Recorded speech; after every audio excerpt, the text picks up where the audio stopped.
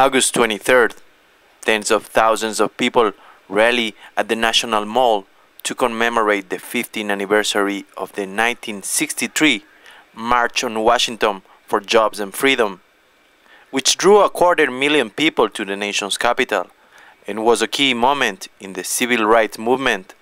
The Real News' Jason Knorr caught up with Ajamu Baraka, a longtime human rights activist, writer and fellow at the Institute for Policy Studies in Washington, D.C., who authored the recent piece, "Obama Should Not Be Welcome at the March on Washington Commemoration." I wrote a piece recently where I made the statement that Obama should not be welcome at the August 28th commemoration on the March on Washington. And I said that because I think it's sort of sacrilegious that the President of the United States would be invited to an event that represents something so special for black people and oppressed people. That where we are now in a position to begin to talk about the meaning of the march in '63, to assess where we are as a people and as a movement, to inject the politics of the state into that process by inviting the president, to me is a move that undermines our ability to exercise autonomy and self-determination, to give meaning to our own experiences. I said also too that it represents the turning over the event to the state. It gives them a propaganda victory that they have been attempting to achieve ever since Dr. King was assassinated, and that is to completely absorb his image and understanding of what he was about in our movement, to merge Dr. King and our movement with the interests of the U.S. state and the U.S. society. And for that, I think that is something we have to oppose. And so no politicians were allowed to speak at the original March on Washington. The issue I have with the invitation on the 28th is that the President of the United States, our first black president, has been invited to speak in the shadow of Dr. King. The implication, of course, being that there is a straight line between Dr. King and our movement and the person of Barack Obama as the first black president. It gives the impression that he represents our aspirations and the goals of our movement. And I think that is something that we have to oppose. So it's politicizing the march in a way that de-radicalizes our movement and suggests the dominance of one narrative. And that narrative is the narrative of the aspirations of black people wanting just to be included into the U.S. narrative. And that's something that negates our history, the totality, the comprehensive nature of our history of struggle for liberation, struggle for social justice. And you talk about foreign policy. That's one of the key parts of your piece. You talk about how Dr. King's views he expressed on U.S. foreign policy, called the United States the greatest purveyor of violence in the world. How that compares to the Obama administration's foreign policy? The attempt to link Dr. King, who was a person committed to peace, nonviolence, with the policies of Barack Hussein Obama, is in fact an abomination. Barack Hussein Obama has been at the forefront of one of the most aggressive periods of U.S. Imperialist activity over the last 50 years.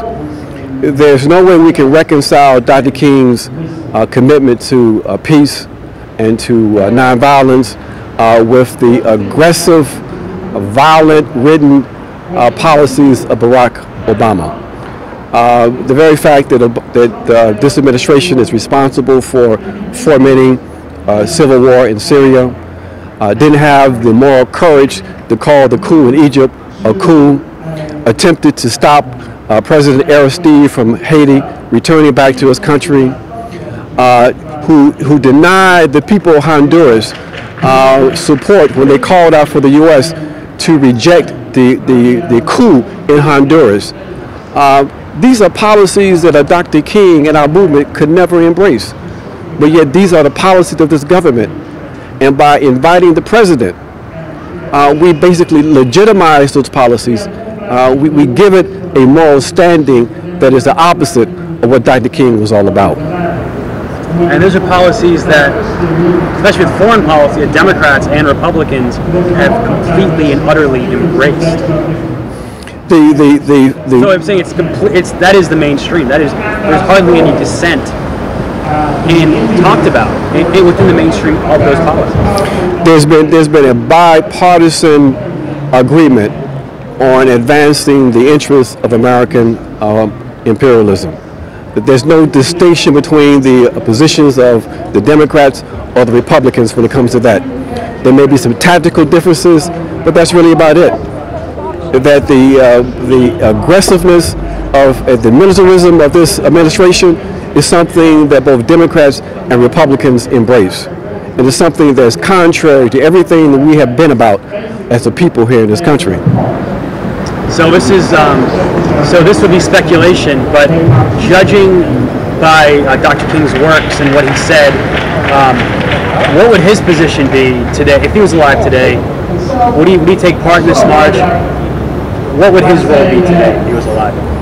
If Dr. King was alive today, Dr. King probably would not have been invited to this march today. It certainly wouldn't have been invited to the event on the 28th, because the organizers of the march today and primarily on the 28th are not interested in any contrarian voices, any voices that might criticize U.S. foreign policy or the direction of domestic policy. Dr. King would be excluded because Dr. King's positions, like the traditional positions of the Black Liberation Movement, are positions on the side of the oppressed, committed to social justice, and committed to peace. Completely contrary to everything that we see in place today. And if he was alive today, what do you think that he would be calling for or demanding, or probably out in the street explaining for, getting arrested for? I think that Dr. King would be calling for a moral foreign policy in Egypt. He would be calling for to cease the drone attacks by the U.S. administration. He would have been opposed to the persecution of Edward Snowden and would have condemned the sentence received by Bradley Manning. He would call on the U.S. to cease its commitment to undermining regimes and governments across the globe. So he'll be on the outside with the rest of us, protesting and voicing his opposition to the direction of this country. And what are your thoughts about the leadership, the civil rights leadership that put this march on? We know that the so-called leadership that put this march on are individual organizations that basically are mirages. They don't exist. They have no real social base. Their importance is defined by the importance they have for the American state. The importance they have for the American state. That they are media-appointed leaders. Now, the fact that they were able to mobilize massive numbers on Saturday is more a reflection of the desire on the part of the people to struggle for change, to believe in the possibility of change, to be committed to raising their voice for justice. It's more reflective of that than any ability of these self-appointed leaders to be legitimate voices for our people. That for most of us who believe in social justice, who believe in the possibility of a new world, we're going to be standing on the outside on August 28th. We're going to say that it is a shame that anybody who says that they are part of our movement, who say they believe in Dr. King's vision, would stand alongside an individual who we consider to be a war criminal.